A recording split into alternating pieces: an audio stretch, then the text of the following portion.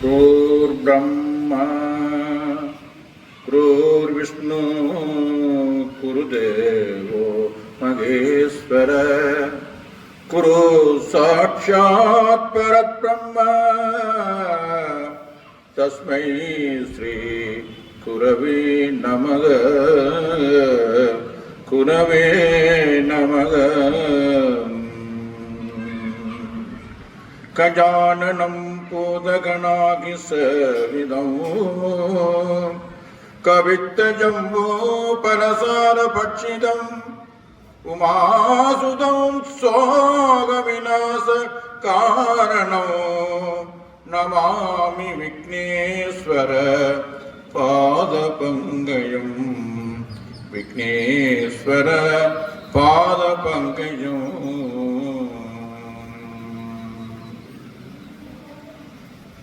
தச்சியம்பதியிலே அமர்ந்து அருள் பாலித்துக் கொண்டிருக்கின்ற சிந்தாமணி விநாயகப் பெருமானுடைய பாதார விந்தங்களை மெல்லமர்த்தி எம்பெருமானுடைய திருமேனியை முப்போதும் தீண்டி இந்த மண்ணிலே வாழுகின்ற மக்கள் எல்லாம் நல்லபடி வாழ வேண்டும் என்று பிரார்த்தனை செய்கின்ற சிவாச்சாரிய பாதங்களை பணிந்து இவ்வாலயத்துடைய அறங்காவலர்களே, இன்றைய விழா உபயோகாரர்களே, என்னை அறிமுகம் செய்த என் அன்புக்கும் மதிப்புக்கும் உரிய மாணவனாக இருந்தாலும் இன்று கோப்பாய் ஆசிரியர் பயிற்சி கலாசாருடைய விரிவுரையாளர் கடமையாற்றுகின்ற திரு நந்தகுமார் அவர்களே, இங்கே அமர்ந்திருக்கின்ற விநாயகப் பெருமானுடைய அடியார்களே, குழந்தைகளே, அனைவருடைய பாதங்களையும் பணிந்து வணங்குவதில் பெருமகிழ்வடையும்.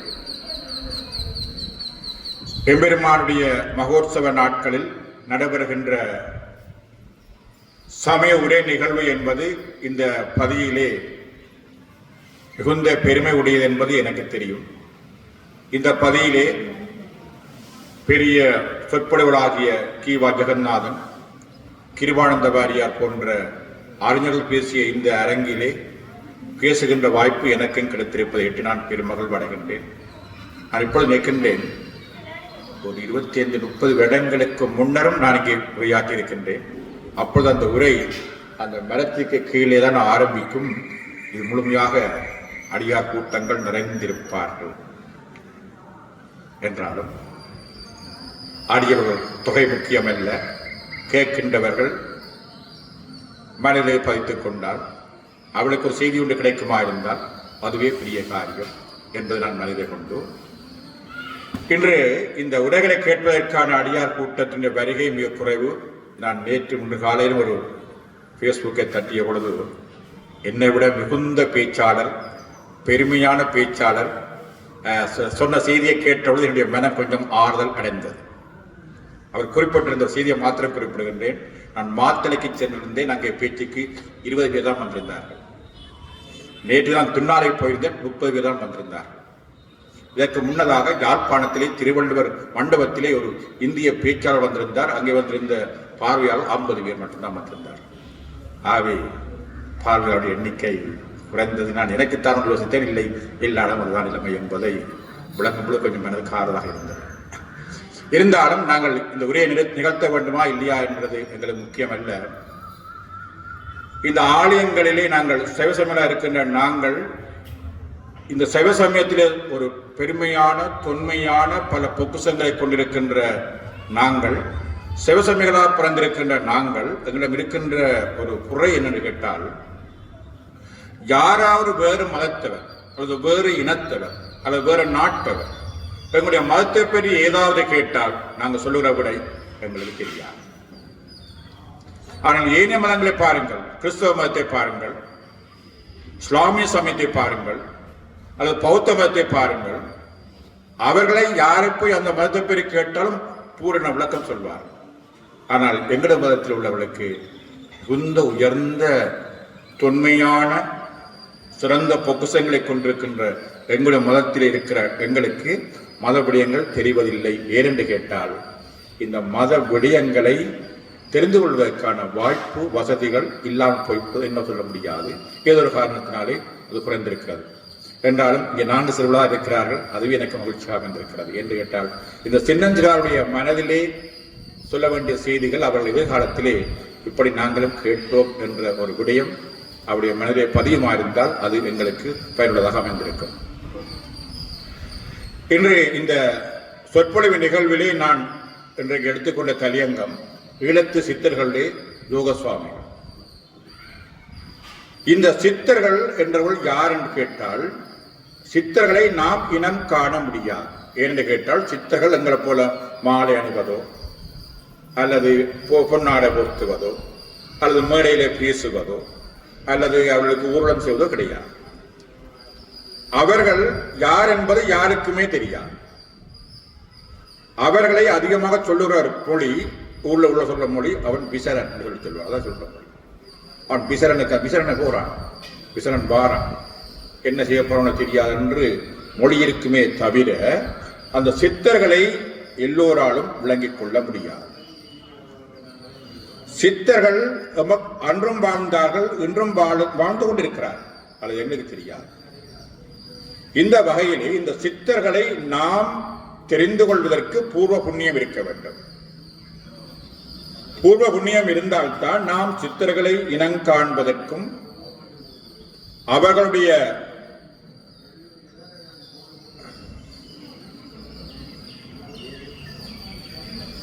அவர்களுடைய அருளை பெறுவதற்கும் நாங்கள் வாழ்க்கையிலே புண்ணியம் சேர்த்தல் வேண்டும்.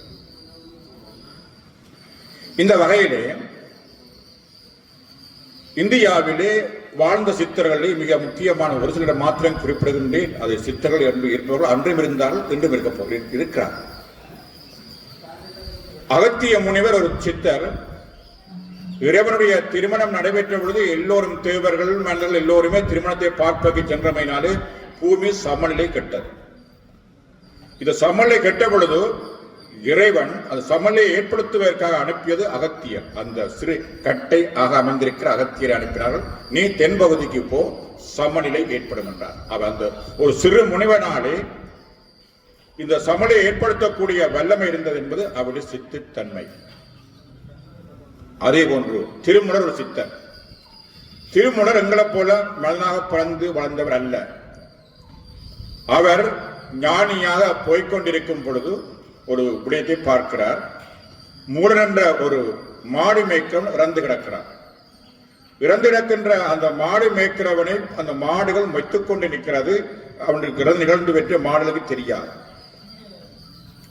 இதனால் இந்த மாடுகள் மொய்த்துக் கொண்டு அதை கவலைப்படுவதை கண்ட அந்த பரஞ்சோதி என்பவருக்கு இந்த மாடுகளுக்கு உதவி செய்ய மனம் ஏற்பட்டது.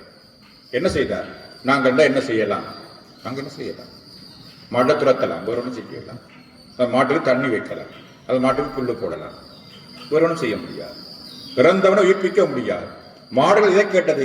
அந்த செத்த தங்களுடைய மேற்கின்றவனை தேடியது, அழுதது. அவன் எழும்பாமல் இருப்பதை பார்த்து அவர்கள் அழுததை கண்ட அவர் மனம் இறங்கி என்ன செய்தாலே கேட்டால், தன்னுடைய உடலை ஒரு பக்கமாக வைத்துவிட்டு தன்னுடைய உயிரை மாற்றிக்கொண்டார். பாருங்கள், நடந்தது. தன்னுடைய உயிரை யாருக்கு மாற்றிக்கொண்டார்?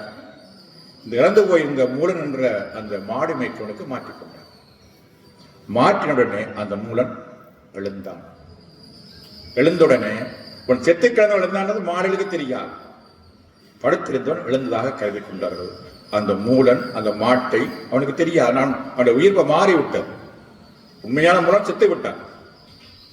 இப்பொழுது இந்த முனிவருடைய உயிர் இங்கே மாறி வந்து விட்டு அந்த அதுதான் சித்தருடைய அந்த வலிமை. தங்களுடைய ஊடு விட்டு பாயக்கூடிய வல்லமை.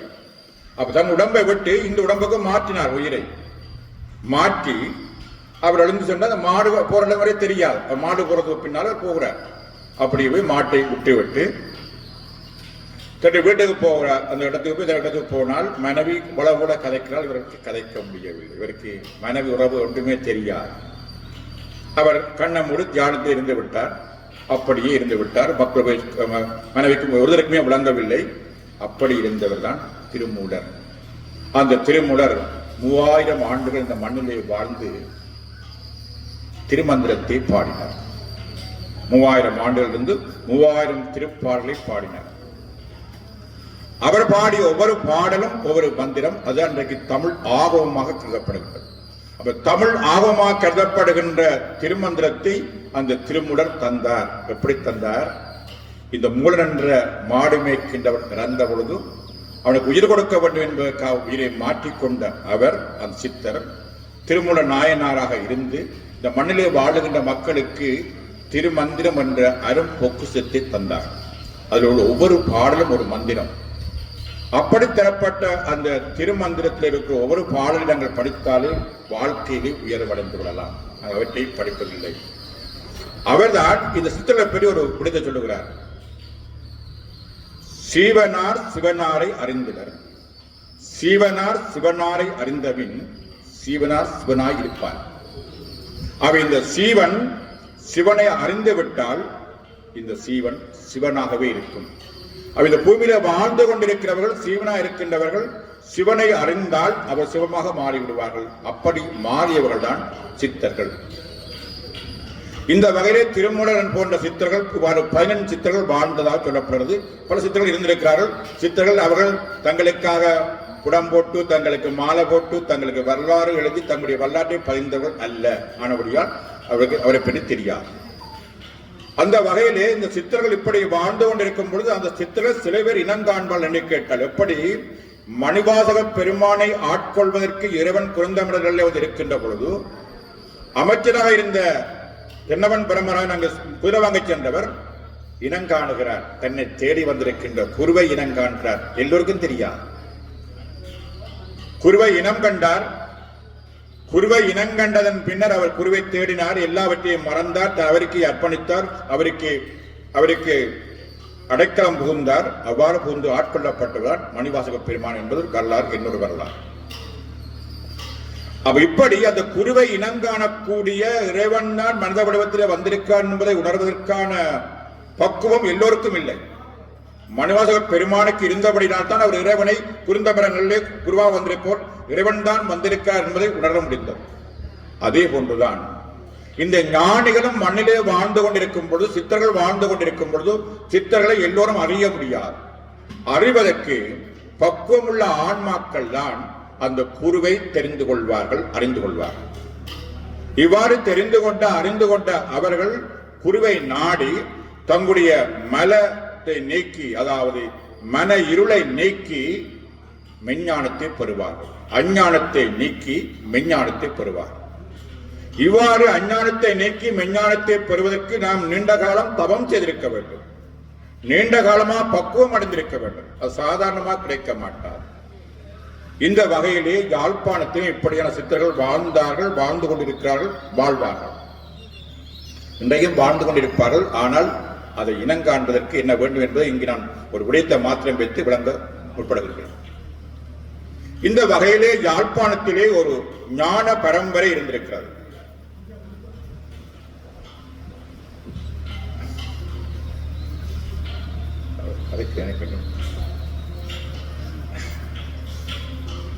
யாழ்ப்பாணத்திலே கடையிற் சுவாமிகள் என்ற ஒரு சுவாமி வந்தார். எப்படி வந்தார் கேட்டார், அவர் இந்தியாவிலே நீதிபதியாக கடமையாற்றியவர். ஒருமுறை அவர் மரணம் கொடுக்க வேண்டிய நிலை ஏற்பட்டு விட்டது. இப்படி மரணம் கொடுக்க வேண்டிய நிலைமை ஏற்பட்ட பொழுது அவர் யோசித்தார், ஒரு மனிதனுக்கு மரணம் கொடுப்பதற்கு எனக்கு என்ன உரிமை இருக்கிறது? நான் எப்படி கொலை செய்யலாம்? எப்படி அவனுக்கு இறப்பு கொடுக்கலாம் என்று கருதி அவர் அன்று இரவோடு இரவாக, அந்த காலத்தில் பெரிய கட்டுப்பாடையில் போர்டில் ஏறி இலங்கைக்கு வரலாம். அப்படி வந்தவர் தான் வந்து இந்த யாழ்ப்பாணத்து கடைகளிலே தெரிந்தவர் தான் கடையிற் சுவாமிகள். இந்த கடையிற் சுவாமிகள் யாழ்ப்பாணத்திலே தெரிந்த பொழுது பல அற்புதங்களை செய்திருக்கிறார். அவரையும் எல்லோருக்கும் தெரியாது, விளங்காது. அவரை விசனாக்கர்கள் பரவியிருக்கிறார். அப்படி இருக்கிற பொழுது இந்த கடையிற் சுவாமிகளை ஒரு ஞானவானாக கண்டு அவருடைய பாதம் தொழுது வழிபட்டு அன்பு கொண்டவர் பரவியிருக்கிறார். அப்படி அன்பு கொண்டவர்களுக்கு அவர் தன்னுடைய அந்த அருளை வழங்கி இருக்கிறார். அதற்கு ஒரு சம்பவத்தை மாத்திரம் குறிப்பிடுகின்றேன். அவரை நம்பின ஒரு மீனவத்தொழில் ஈடுபடுகின்ற ஒருவர்கள் அவரை நம்பினார்கள். அவர் இறைவனாவே கருதினார்கள். கடையிற் சுவாமிகள் ஒரு மனிதனாக கருதவில்லை, இறைவனாவே கருதினார்கள். தங்களை காப்பார் என்று நம்பினார்கள். எப்படி இருக்கின்ற பொழுது ஒரு முறை அந்த மீனவர் கடலில் சென்ற பொழுது அங்கே இரண்டு அலை ஒன்று ஏற்பட்டு அந்த கடலில் போராடி கொண்டிருந்தார். உங்களுக்கு தெரியும், இரண்டு ஆபத்துகள் ஏற்படலாம். கடலில் காற்று ஏற்படலாம், அலைகள் பெருக்கெடுக்கலாம், இப்படி பல்வேறு வகையான ஆபத்துகள் ஏற்படலாம். அப்படி அந்த கடலில் ஏற்பட்டு அவர் தத்தளித்துக் கொண்டு இருக்கும் பொழுது யாரையுமே கூப்பிடவில்லை. கடலில் சுவாமிகளை தான் அழுது அழுது கூப்பிட்டார். கடலிலே தனக்கு துன்பம் வந்த பொழுது இந்த கடலில் சுவாமிகளை அழுது அழுது வேண்டினார். அவர் இறைவனாவே கருதினார். அது அவருதான் தெரியும். அப்படி வேண்டிய பொழுது கடலில் சுவாமி எங்கே இருக்கிறார்? யாழ்ப்பாணத்திலே கடவுளியே திரிகிறார். அவரை எல்லாருக்கும் விளங்காது. இந்த கடலில் சுவாமி அவருடைய வீட்டுக்கு போயிருக்கிறார். அவருடைய வீட்டுக்கு போய் அவருக்கு அங்கே இந்த வலிக்கின்ற சவலை ஒன்றை எடுத்து அங்கிருக்கிற மண்ணை எடுத்து ஏழேலோ ஏழேலோ என்று வலித்திருக்கிறார். வலித்த நிலமெல்லாம் கிடங்கா போயிட்டு வேகமாக வலித்திருக்கிறார். வேகமாக வலித்து விட்டு அவர் போய்விட்டார். போனதுக்கு பிறகு அந்த மீனவர் கடலில் மீண்டு வீட்டுக்கு வருகிறார். வந்தபொழுது தன்னுடைய மனைவிக்கு சொல்லுகிறார், நான் அன்றைய கடலில் போய் உயிரை தப்பி வந்ததே பெரிய காரியம். உயிருக்காக போராடி கொண்டிருந்தேன். நான் கடல் சுவாமிகளை கேட்டு அழுதேன். சுவாமிகள் வந்துதான் அந்த ஓடத்தை எனக்கு மீட்டு என்னை கரை சேர்த்தார் சொல்லி வந்துதான் வீட்டுல கிண்டி இருக்குது. என்ன நடந்தது? நீங்க என்ன பேக்கதா இருக்கிறார்? கடல் சுவாமி இங்க நின்றவர், இங்க நிலத்தை கிண்டி இருக்கிறார் பாருங்க. இங்க நின்று இருக்கிறார், ஆனால் அங்க போயிருக்கிறார். ஒரே நேரத்தில் இங்கே நின்றிருக்கிறார், அங்கே நின்றிருக்கிறார். அது யாருக்கு விளங்கும்? இந்த பக்தனுக்குத்தான் விளங்கும், அன்புள்ளவனுக்குத்தான் விளங்கும். இந்த வகையில் இந்த கடல் சுவாமிகளுடைய பெருமகள் அப்படி அமைந்திருந்தது. அவரை பற்றி பல பெருமகள் உண்டு. இந்த கடல் சுவாமிகளை விசனாக்கர்கள் பல பேர் இருக்கிறார்கள். கொஞ்சம் சாராயம் குடிக்கணும்னு சொல்லிக் கொள்வார்கள். அப்படி குடிக்கொடி கருதிய ஒருவர் தான் அவருடைய மாணாக்கர் செல்லப்பா சுவாமிகள். இந்த கடல் சுவாமியுடைய மாணாக்கர் தான் செல்லப்பா சுவாமி. இந்த செல்லப்பா சுவாமிகளுக்கும் குருவே தெரியும். குருவே விளங்கிக் கொண்டாலும் ஊர்ல கலைக்கிறாங்க, இவர் கொஞ்சம் சாராயம் குடிக்கிறவன் சொல்லி. சரிதானே? அவரை சோதிப்பதற்காக ஒரு நாள் என்ன செய்யறாரு கேட்டார். செல்லப்பா சுவாமிகள் ஒரு சாராயம் வாங்கி கொண்டு மறைச்சு கொண்டு போயிட்டு இருக்கிறார். இவர் கண்டா குளிப்பார் பார்ப்போம். இவர் மறைச்சு வச்சே போட்டு இருக்க கடல் சுவாமியை கண்டு விட்டு கேட்டார், இந்த மடியில் இருக்கிற இந்த போத்தலை எடுத்தார். போத்தலோட யாருக்கும் தெரியாது. இவர் மறைச்சு கொண்டு கூட இவர் என்ன செய்யறார் பாப்பம் தான் அவர் சோதிக்கத்தான் கொண்டு போனவர். மானாக்க சோதிச்சு பார்க்கிறார் சாராயம் குடிப்பாரான். ஆனால் கடல் சுவாமிக்கு விளங்கி விட்டது. எடு போத்தலை என்றார். இவர் அழுதழுது ஒரு மாறி நடுங்கி நடுங்கி போத்தல் எடுத்தார். போத்தலுக்கு ஒன்றும் இல்லை. போத்தலுக்கு ஒன்றும் இல்லை. இதெல்லாம் எங்களுடைய மண்ணிலே நடந்த நிகழ்வுகள். ஞானிகள் வாழ்ந்த இந்த மண்ணிலே உள்ள சிறப்புகளை நாங்கள் எல்லாம் தெரியாமல் உணராமல் இருக்கின்றோம். இந்த கடல் சுவாமியுடைய மாணாக்கர் தான் செல்லப்பா சுவாமிகள். செல்லப்பா சுவாமியுடைய மாணாக்கர் தான் யோக சுவாமிகள். இந்த யோக சுவாமிகளை பற்றித்தான் சில சிந்தனைகளை சிந்திப்பதற்கு நான் இன்றைக்கு யோசித்துள்ளேன். இந்த யோக சுவாமிகள் மாவட்டபுரத்திலே அம்பலவாணருக்கும் சின்னாச்சி அம்மையாருக்கும் 29/5/1972 ஆண்டு பிறந்தார். பிறந்த சில காலங்களில் தன்னுடைய தாய் தந்தை இழந்து விட்டார். அவருடைய ஸ்ரீதப்பன் அப்பொழுது கொழும்புத்துறையில் வாழ்ந்தபடிய கொழும்புத்துறைக்கு வந்திருந்தார். ஆனால் ஸ்ரீதப்பன் அப்பொழுது கிறிஸ்தவமாக மாறினார். ஜோசப் வந்து மாறியிருந்தார். அவருடைய வீட்டில் வாழ்ந்தாலும் அவருக்கு மனத்திலே மாற்றம் இருக்கவில்லை. அவரை சென்ட் பேட்ரிஸ் கல்லூரியில் சேர்த்திருந்தார்கள். அங்கே இவர் ஒரு கிறிஸ்தவ பெயரை பெற்று கல்வி கற்றிருந்தார். இவ்வாறு கல்வி கற்றி 8ஆம் வகுப்பு முடிவடைகிற பொழுது அவருடைய தாயார் இருந்தவர் தகப்பன் இருந்தவர். தகப்பன் ஆஸ்திரேலியாவில் வியாபாரம் செய்து கொண்டிருந்தவர். எனவே வியாபாரம் செய்வதற்கு அங்கு அழைத்து சென்றார். ஆனால் அவருக்கு வியாபாரத்தில் பெருசு நாட்டம் ஓடவில்லை. அவருடைய மனம் இறைவனை தேடிக்கொண்டிருந்தது. இறைவனை தேடிக்கொண்டிருந்த அவர் இங்கே வந்து நான் மண்ணிலே வாழ்வதாக இருந்த ஒரு தொழில் செய்ய வேண்டும். எனவே அப்பொழுது கிள்ளச்சியுடைய நீர்ப்பாசன திணைக்களத்திலே வந்து ஒரு களஞ்சிய பொறுப்பாளராக பொறுப்பேற்றார். கடமையை சரியாக செய்தார். என்றாலும் அவருக்கு அதில் அவ்வளவு திருப்தி இருக்கவில்லை. அவருக்கு குருவை தேடினார். தன்னுடைய குருவை தேடினார். குருவை தேடிக்கொண்டிருக்கும் என் தொழில் எனக்கு தனியார் கொடுக்கிறது தெரிய தொழிலை விடுத்து விட்டு குருவை தேடிய பொழுதுதான் செல்லப்பா சுவாமிகளை கண்டார். செல்லப்பா சுவாமிகளை கண்ட பொழுது அவர் கேட்டது, அவர் சொன்னது நாங்கள் கண்டால் வாங்கோ இருங்கோள் சொன்ன அந்த சந்தோஷமா இருக்கும். அவர் சொன்னது, யாரடா நீ, யாரடா நீ என்று உரத்த கத்தினார், அதட்டினார். யாரடா நீ, தேரடா உன்னுள்ளே என்றார். அதான் வார்த்தை. நாங்கள் என்றா யாரடா நீ கேட்கிறான், உனக்கு நான் முடிப்போம்.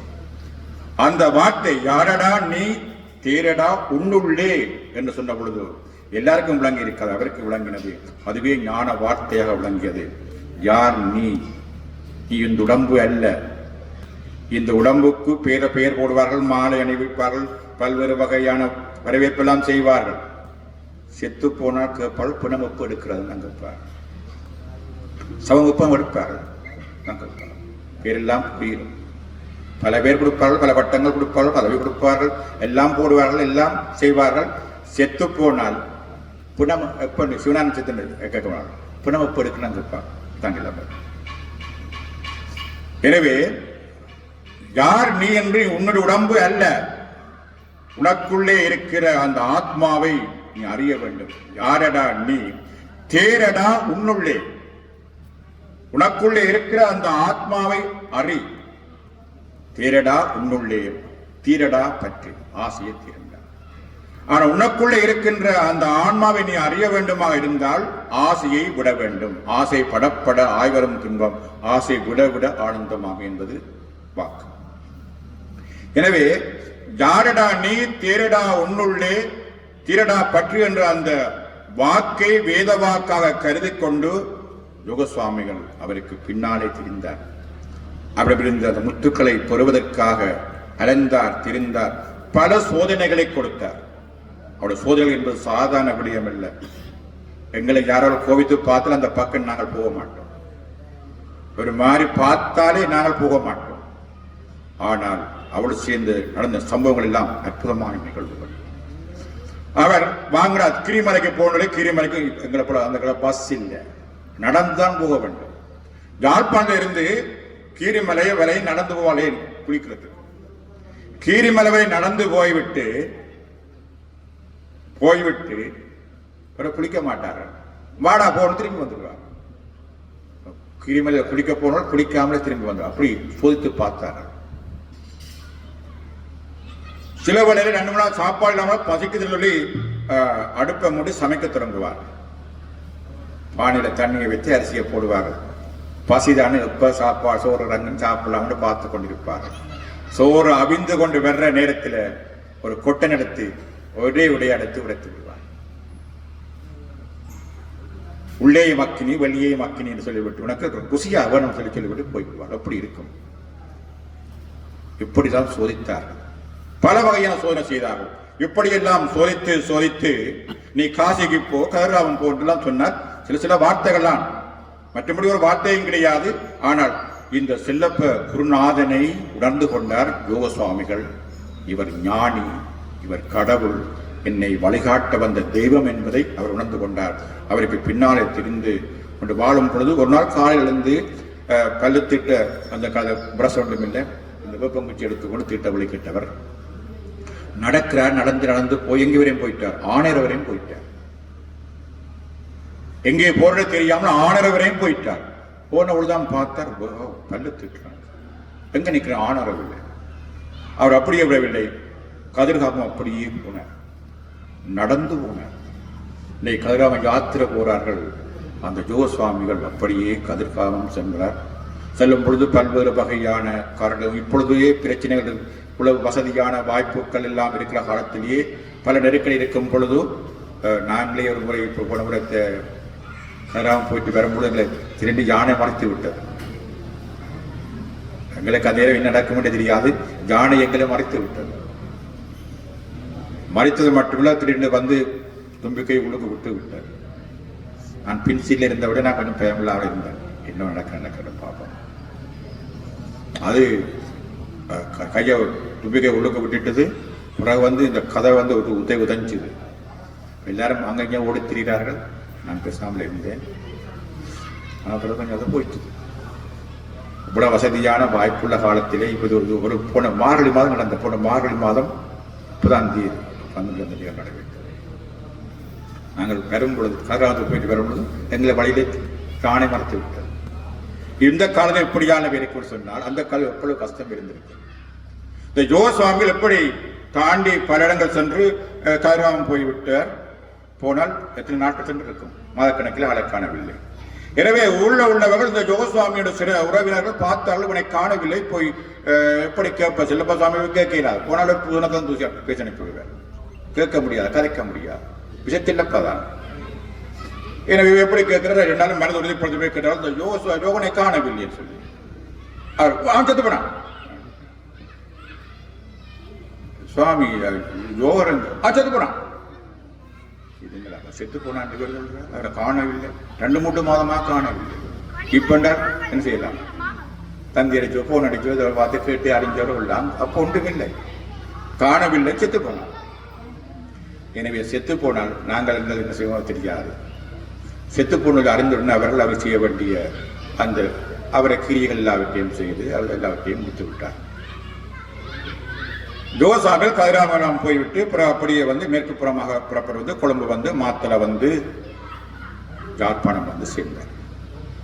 யாழ்ப்பாணம் சேர்ந்த உடனே இந்த உடல்களுக்கெல்லாம் பெரிய ஆச்சரியமா போச்சு. அவருக்குரிய கடைசி கிரியெல்லாம் செய்தாச்சுது. அவர் வந்திருக்கிறார். திரும்ப போய் கேட்டார் செல்லப்பா சுவாமி, நீங்க என்ன செத்து போன சொன்னீங்க? வந்துட்டார். யோகன் செத்து போனான் என்று திரும்ப சொன்னார். சொன்னார் கேட்டால் யாருக்குமே விளங்காது.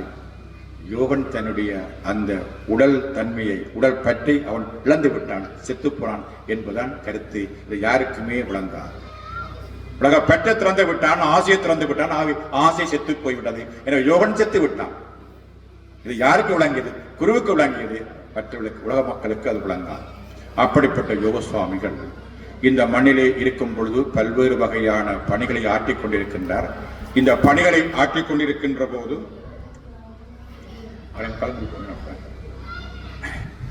இந்த பல்வேறு நேரத்தை கவனிக்கிறது என்ற கடமை. இந்த பல்வேறு வகையான பணிகளை ஆற்றிக் கொண்டிருக்கின்ற பொழுது யோக சுவாமிகளுடைய சிஷ்யர்கள் எல்லா இடங்களும் வாழ்ந்து கொண்டிருந்தார்கள். நேரத்தை கருதி சுருக்கமாக முடிக்கப் போகின்றேன். ஒரு பெரிய கதத்துவார் இருந்தால் மணித்தியால கணக்கில், நாள் கணக்கில் போதாது. அப்படிப்பட்ட அற்புதமான மனிதர் இந்த மண்ணிலே வாழ்ந்திருக்கிறார். இந்த யோகசாமிகள் இப்படி வாழ்ந்து கொண்டிருக்கும் பொழுது செல்லப்பா சுவாமிகள் சமாதி அடையும் பொழுது கூட போறார். சொல்லுகிறார், யாரடா நீ வெளியில பாடா சொல்லி சொன்னார். அது பிறகு செல்லப்பா சுவாமி காணவில்லை, போகவில்லை, அப்படியே வந்து கொழும்புத்துறையிலே இழுப்பையடி என்ற மரத்தடியிலே இருந்து அவர் பெரிய ஆச்சிரமங்களோ பெரிய கட்டிடங்களோ ஒன்றுமே கட்டவில்லை, கொட்டிலுக்கு இருந்து வாழ்ந்து கொண்டிருக்கிறார். அப்படி இருக்கும்பொழுது அந்த ஞானத்தை தெரிந்து பல பேர் வருவார்கள், போவார்கள். இவர் வரும்பொழுது அவருடைய நிலை அறிந்து அவளுக்கு தேவையானவற்றை கொடுப்பார், நோயை நீக்குவார், பக்குவம் அறிந்து விடுத சொல்வார்.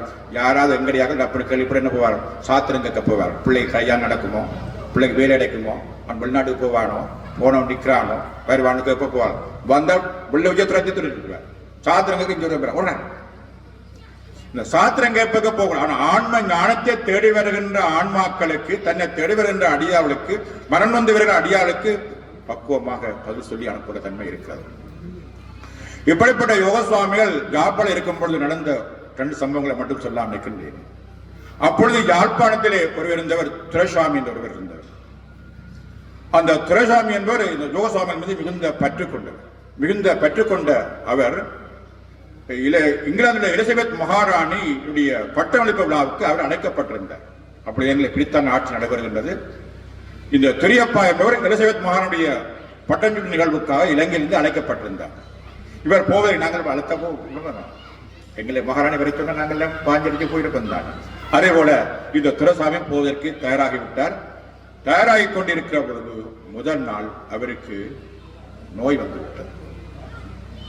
போக முடியாது. டாக்டர் சொல்லி போட்டார், உடம்பு பயணம் செய்யக்கூடாது, நல்ல ரெஸ்ட் எடுக்க வேணும், வீட்டில் இருந்தே ரெஸ்ட் எடுக்க வேணும், உடம்பு வலிக்கிடக்கூடாது, வலிக்கிட்டால் நோய் முற்றி போக முடியாமல் போய்விடும் சொல்லிவிட்டார். இந்த துரைசாமி தன்னுடைய வீட்டில் இருந்து கொண்டு யோகசாமி நிறுத்தி அழுதார். அவ்வளவுதான் அந்த விஷயம். யோகசாமி அப்பொழுது எங்க நின்றார், மாத்தலில் நின்றார். மாத்தலைவில் சோமசுந்தர பிரபுடைய மகன் பற்றிய பேருமிட்டு நின்றார். இங்க இந்த துரைசாமி என்பவருடைய மனம் வேதனைப்படுவதை அவர் அங்கிருந்து உணர்ந்து கொண்டார். டெலிபோன் சொல்லவில்லை, டெலிபோன் இல்லை அந்த காலத்தில். அதை உணர்ந்து கொண்டார். அந்த முருகப்பான் அவரை கூப்பிட்டு சில மருந்துகளை எழுதி கொடுத்து இதை போய் வாங்கி கொண்டு வாங்க, தமிழ் மருந்து. இதை வாங்க வைக்க கடைக்கு சென்று வாங்க போனால் அந்த மருந்து கடை சொன்னான், இதெல்லாம் நஞ்சு மருந்து, இதை குடிச்சாலும் அப்படி செத்து போவாங்க. யோகசாமி சொல்லிவிட்டா என்ன செய்யறது, வாங்கி கொண்டு வந்தார். வந்தவர் ஐயா இதை கடைக்காரன் சொல்றான் நஞ்சாம் என்ன, நீ அந்த கதையை கொடு. முதல் அவிச்சு அதை கஷாயத்தை எடுத்து வடிச்சு கொடுத்தார். யார் குடிக்கிறார்? தானே குடிக்கிறார். அந்த நஞ்சுத்தன்மை பொருந்திய அந்த கஷாயத்தை காய்ச்சி அதை வடித்து தானே குடிக்கிறார். குடித்தால் இவருக்கு வாந்தியும் வயிற்றோட்டம். யாருக்கு? யோசாமி. வாந்தியும் வயிற்றோட்டமும் வந்துன்னு சொன்னார். ஒரு பிளேன் சோடாம் எலுமிச்சம்பழம் தான் சொன்னார்கள். அதை வாங்கி கொடுத்த பிறகு அவர் சுகமாகிட்டார். இப்பொழுது சொல்றார், அங்கிருந்து சொல்றார், துரசாமி நீ போகலாம். இங்க இவருக்கு நோய் நீங்கி விட்டது. ஜாழ்ப்பாணத்தில் இந்த துரசாமிக்கு நோய் நீங்கி விட்டது. மருந்து கொடுத்தது யார்? யோகசுவாமி. எங்கிருந்து பிடித்தார்? மாத்தளையில். யார் சொல்லி அனுப்புறது? யாருமே சொல்லி அனுப்பவில்லை. நன்றார், அறிந்தார். தன் மீது அன்பு கொண்டவருடைய நோய் வரும் பொழுது நோயை நீக்கின அந்த ஞானிதான் யோகசுவாமி. இதே போன்று அது 55ஆம் ஆண்டு நடந்த இன்னொரு முக்கியமான நிகழ்வு நான் சொல்லத்தான் வேண்டும். ஆனால் ஞான சம்பந்தன் அவர்கள் சிறந்த பேராசிரியர், சிறந்த பேச்சாளர். அது 55ஆம் ஆண்டு வடமராட்சியிலே கர்ணபாயிலே பேச்சுக்காக வந்தவர். அவர் எப்பொழுதும் இங்கே பேச்சுக்கு வந்தால் யோகசுவாமியை கண்டு தரிசிப்பது வழக்கம். முருகப்பான் சொல்லியுடைய வீடுதான் தங்கியிருந்தவர்.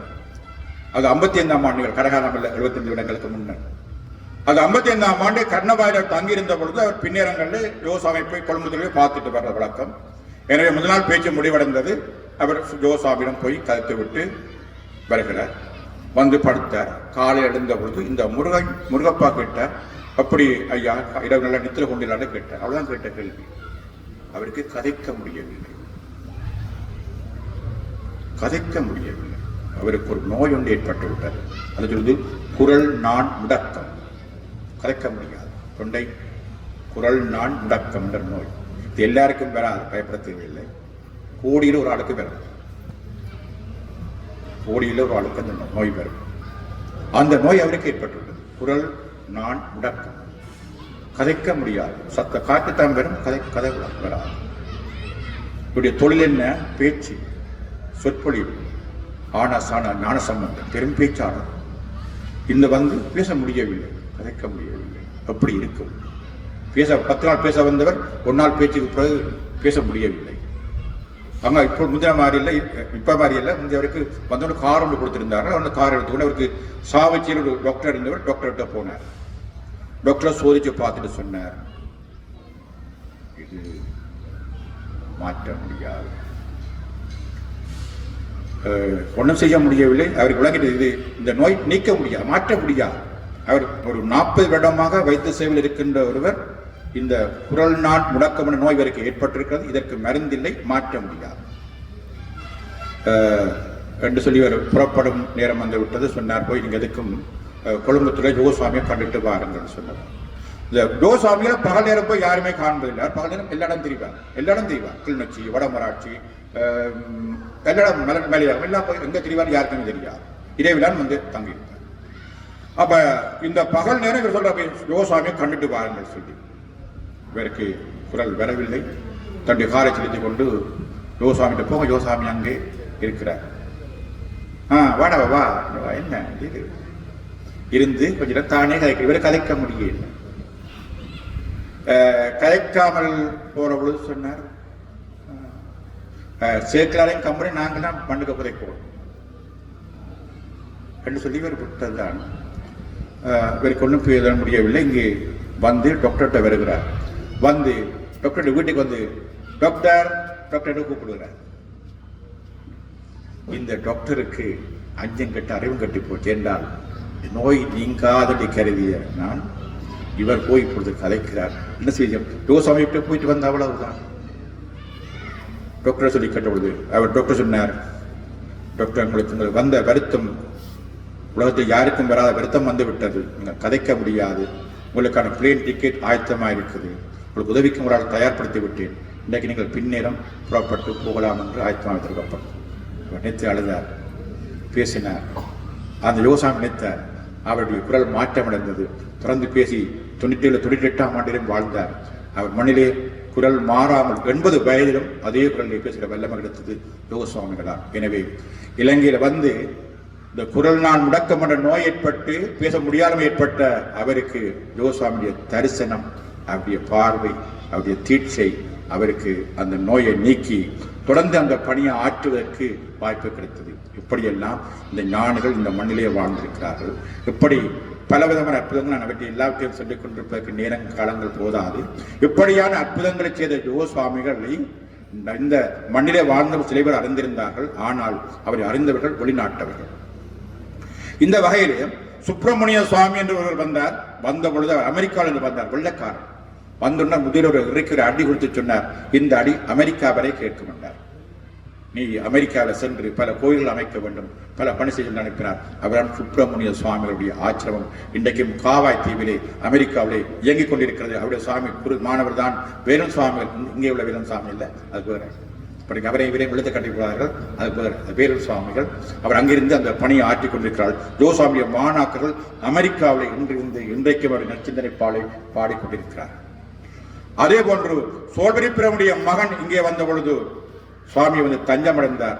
அவரையும் தட்டி கொடுத்து நீ இங்கே வாடால் சொல்லி அவரை சாந்த சுவாமிகளாக மாற்றி ஒரு துறவியாக மாற்றி அவர் யோசாமிக்கு அடிமையாக இருந்து இறுதி வரை யோசாமியுடைய மாணாக்கனாக வாழ்ந்ததான் சாந்த சுவாமிகள். அவர் சோழபெரிப்பிரமுடைய மகன். இலங்கைக்கு அது 47ஆம் ஆண்டு யாப்பினை வழங்கின சோழபெரிப்பிரமுடைய மகன் யோசாமிக்கு அடிமையாகி அவருக்கே துறவியாகி இறுதி வரை துறவியாக வாழ்ந்தவன் சாந்த சுவாமிகள். அதே போன்று இன்னொருவர் ஜெர்மனி சார்ந்த ஒருவர் உண்மையை தேடி வந்தார். உண்மையை தேடுவதற்காக பிள்ளைகளை ஆராய்ச்சி செய்து கொண்டிருக்கும் பொழுது புத்தக சாலையில் ஸ்ரீலங்கா புதுசல்ல போயிருந்தது. புத்தகங்களை பார்த்துக் கொண்டிருந்தார் உண்மையை தேடுவதற்காக. அப்பொழுது யோசாமி கண்ணாடி சொன்னாராம், நீ தேடுறபடியா புத்தகத்திலே இல்லை என்று சொல்லி போட்டுவிட்டார். அதான் சொன்னது வார்த்தை, நீ தேடுவது புத்தகத்திலே இல்லை. அவர்கள் தேடினது என்ன? உண்மையை தேடினார். உண்மை எங்கே இருக்கிறது? சொல்றார், நீ தேடுற உண்மை புத்தகத்திலே இல்லை. அந்த ஒரு வார்த்தை தான் உடலை திறந்தார்.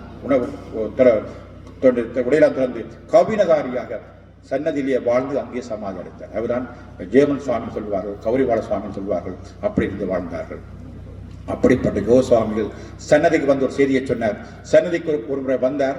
வந்து விட்டு அவர் இந்த வெள்ளச்சந்தி வரையும் வந்திருக்கிறார். வந்து விட்டு காரை நிப்பாட்டி போட்டு அதை கும்பிட்டுட்டு விளக்கிட்டார். அப்ப டிரைவர் கேட்டார், சுவாமி செல்ல சன்னதிக்கு வந்தால் சன்னதிக்கு போயிடும். நான் போகவில்லை. ஏனென்று கேட்டால் என்னுடைய கண்களிலே பார்க்கும் பொழுது இங்கே எல்லாம் சிவலிங்கம் நிறைந்திருக்கிறது, அங்கே பல சமாதிகள் இருக்கிறது என்பது அவருடைய கண்களுக்கு தெரிந்தது. இந்த சன்னதி கூட மகிமையா இருப்பதற்கு காரணம் அங்கே பல சமாதிகள் இருக்கிறது எங்களுக்கு தெரியாது.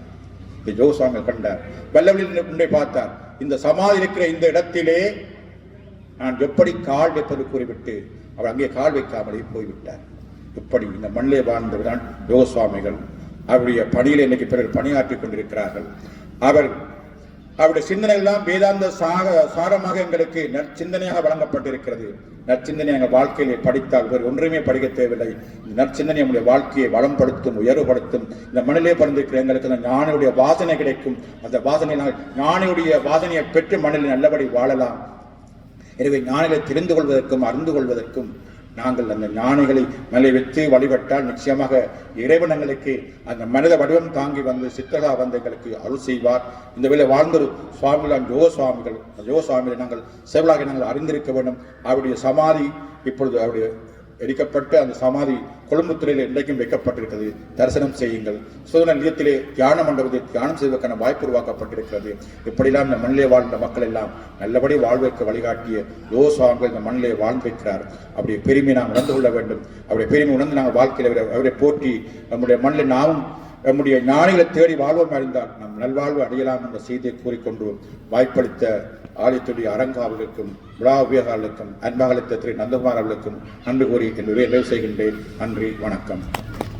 வான்முகில் வளாது பெய்க மலிவளம் சுரக்க மன்னன் கோள்முறை அரசு செய்க குறைவிலாது உயிர்கள் வாழ்க நான் மறை அரங்கனோங்க நற்றவும் வேள்வி மல்க மேன்மைகள் சைவ நீதி விளங்குக உலகமெல்லாம்.